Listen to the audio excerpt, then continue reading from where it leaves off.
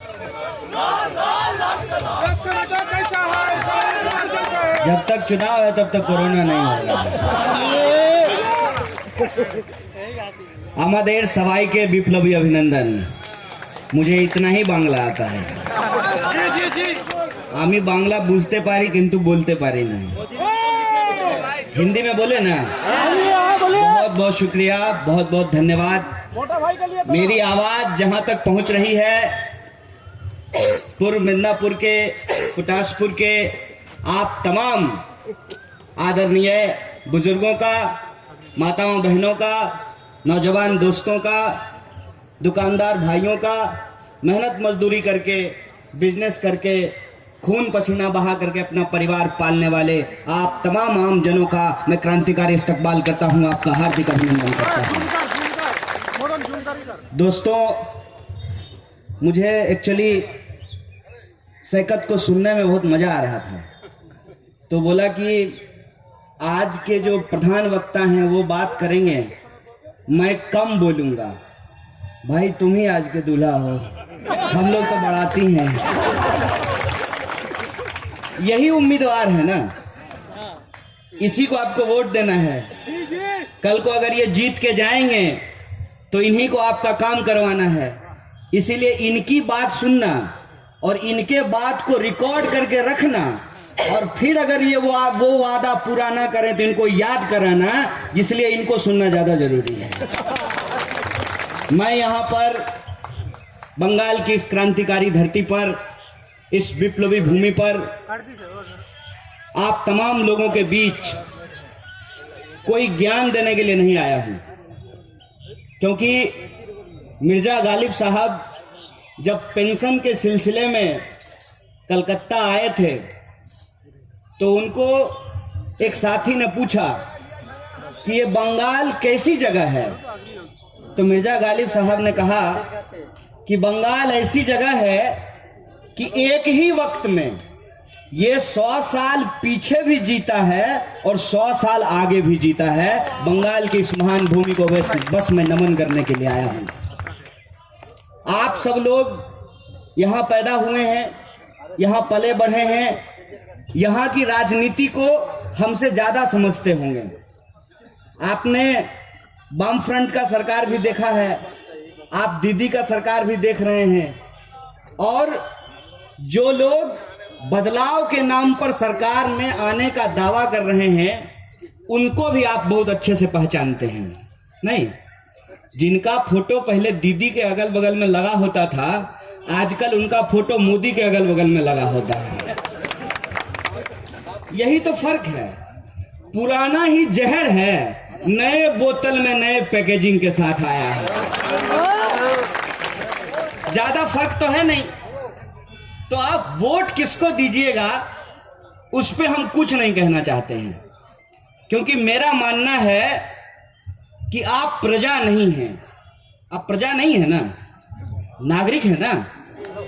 कोई इस देश में राजा नहीं है ना, कोई रानी नहीं है ना। तो वोट देने का अधिकार आपका निजी अधिकार है। ये निजी अधिकार आप गुप्त तरीके से देते हैं। किसको वोट देना है ये आप 27 तारीख को तय करेंगे और उसका परिणाम 2 मई को आ जाएगा। लेकिन कुछ लोग चुनाव से पहले ही ये दावा करने लगते हैं कि 2 मई को हम ही जीत रहे हैं। बताइए, अगर परिणाम पहले से पता हो तो चुनाव पे लाखों करोड़ों रुपया खर्च करने का क्या जरूरत है? असली मसला क्या है? असली मसला ये है कि ये लोग हम लोगों को, आपको और हमको नागरिक समझना बंद कर दिए हैं। ये नहीं समझते हैं कि हम लोग नागरिक हैं। अरे भाई, वोट हमारा, अधिकार हमारा, देश हमारा, चुनाव हमारा। हम तय करेंगे कि कौन आएगा और कौन जाएगा। तुम कौन होते हो तय करने वाले? इसीलिए आप किसको मत दीजिएगा ये आपका निर्णय है। मैं भी चुनाव लड़ा हूं और मैं अपने चुनाव प्रचार में भी खुद के लिए वोट नहीं मांगता था। सही बात है भैया। मैं ये कहता था कि आप अगर हमें समर्थन करेंगे तो हम आपके लिए अच्छे स्कूल के लिए लड़ेंगे, हम आपके लिए अच्छे अस्पताल के लिए लड़ेंगे, हम आपके लिए अच्छी सड़क के लिए लड़ेंगे, हम आपके बच्चों के भविष्य को सुरक्षित बनाने का प्रयास करेंगे। लोगों को अगर यह बात ठीक लगेगी तो लोग अपना समर्थन हमको देंगे, अगर यह बात ठीक नहीं लगेगी तो लोग हमको अपना समर्थन नहीं देंगे। तो कुछ लोगों ने हमको कहा कि यह प्रचार का युग है, बढ़िया प्रचार अगर नहीं होगा तो सामान नहीं बिकता है। तो हम बोले सुनो, ना मुझे लोगों का वोट खरीदना है, ना अपना ईमान हमको बेचना है। हमारी लड़ाई सिर्फ और सिर्फ सत्ता में पहुंच जाने की लड़ाई नहीं है। एक बार हमने सैकत से कलकत्ता में पूछा, जब हम लोग शुरू में मिले थे, भाई टीएमसी में क्यों नहीं हो?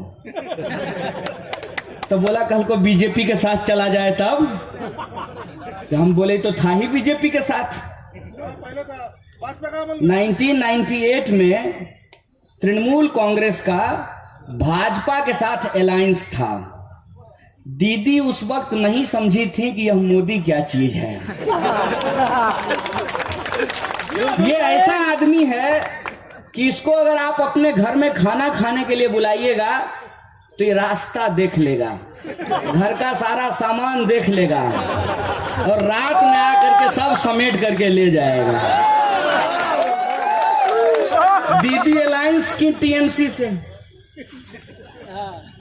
बीजेपी से, एक ही बात है। अलायंस किया, वो आ गया, देख लिया कौन कौन कहां कहां पैसा चुरा करके रखता है। एक तरफ दीदी, दूसरे तरफ ईडी। तो लोग दीदी का साथ छोड़ दिया और ईडी के डर से बीजेपी में शामिल हो गए। यही हुआ है ना। अब आप हमको बताइए, दीदी और ईडी के इस लड़ाई में आपको नौकरी मिलेगी क्या? ट्राई करके देख लीजिएगा।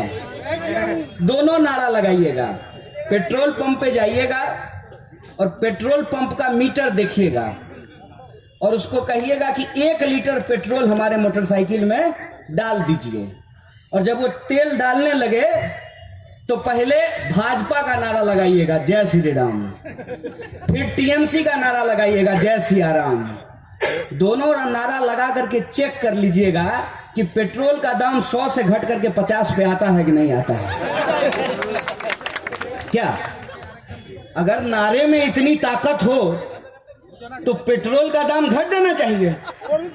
अगर तब भी ना घटे तो सामने ही हंसता हुआ नूरानी चेहरा होगा मोदी जी का, उनकी तरफ देख लीजिएगा और कहिएगा 56 इंच के साहबजादे, जरा अपनी नजर घुमाओ, इस मीटर की तरफ देखो और इसका दाम 100 से 50 करके दिखाओ, तब न समझेंगे असल समस्या क्या है। इस बात को हम लोगों को समझना बहुत जरूरी है।